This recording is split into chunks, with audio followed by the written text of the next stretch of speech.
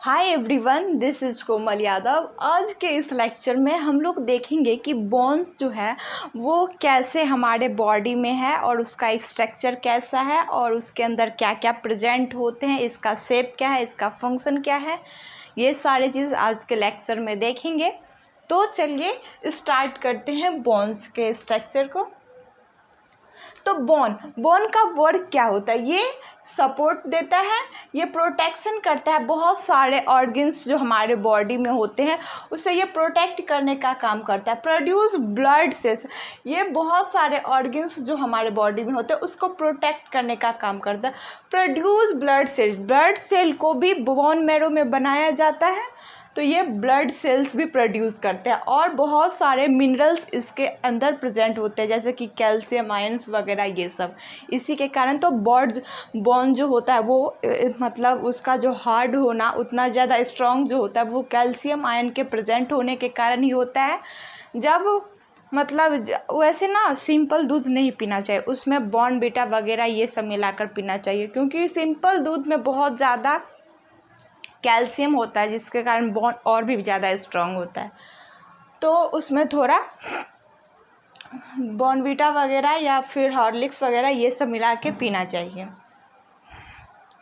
फिर अगर हम देखें स्ट्रक्चर बोन्स की, तो ये बोन्स के स्ट्रक्चर्स हैं।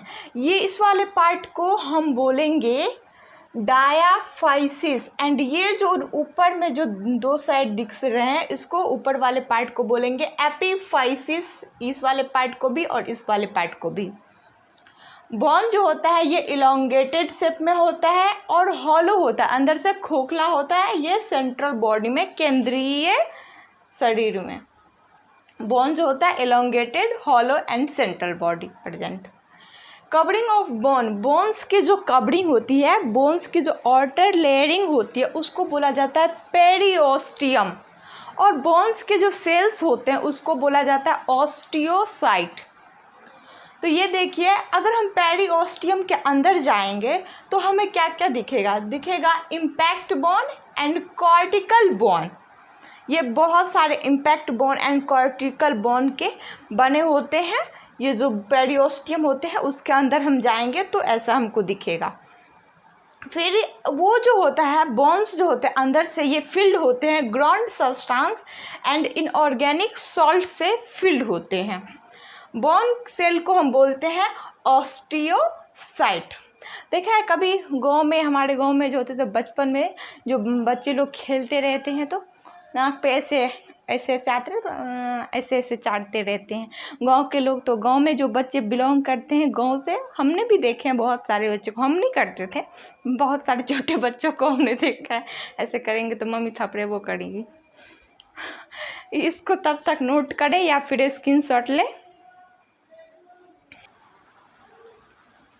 तो अब हम देखते हैं कि बोन के अंदर जब हम जाते हैं तो हमें दो टाइप्स के यहाँ पे प्रेजेंट्स होते हैं स्पॉन्जी टिश्यू, जिस स्पॉन्जी टिश्यू को बोलते हैं बोन मैरो। तो बोन मैरो जो होते हैं वो दो टाइप्स के होते हैं, एक रेड बोन मैरो और एक yellow bone marrow. Red bone marrow जो होता है आरबीसी, डब्ल्यूबीसी एंड प्लेटलेट्स को प्रोड्यूस करता है, क्योंकि ये जो होते हैं हिमोपोएटिक होते हैं यहाँ के cells. And yellow bone marrow जो होता है ये प्रोड्यूस करते हैं fat cells and white blood cells. अगर हम इनसाइड द बोन जाए तो प्रेजेंट स्पॉन्जी टिश्यू, जिसको हम बोलेंगे bone marrow. Bone is an organ compose of dense connective tissue. ये बोन जो होता है ये एक ऑर्गन है जो कि डेंस कनेक्टिव टिश्यू से मिलकर बना होता है। ये एक टाइप का कनेक्टिव टिश्यू है।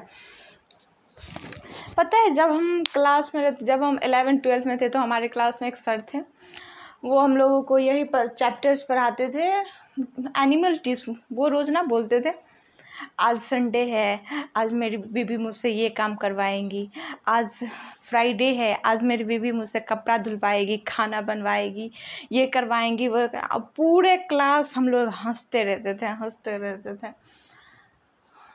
तो वहाँ पे इस टाइप के भी टीचर होते थे, मतलब बीच बीच में टीचर लोग हंसाने के लिए कुछ कुछ ऐसा बोलते। ऐसा नहीं है कि सर को ऐसे, सर IAS UPSC का तैयारी करते थे तो ऐसा नहीं है कि उनकी बीवी ऐसे ही करते थे, हंसाने के लिए बीच में, जो बच्चों का कंसंट्रेशन बना रहे, बोर्ड ना हो इसलिए।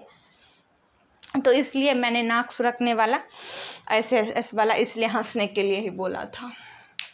Thank you all of you. हमारे चैनल को सब्सक्राइब करें, वीडियो को लाइक करें, शेयर करें।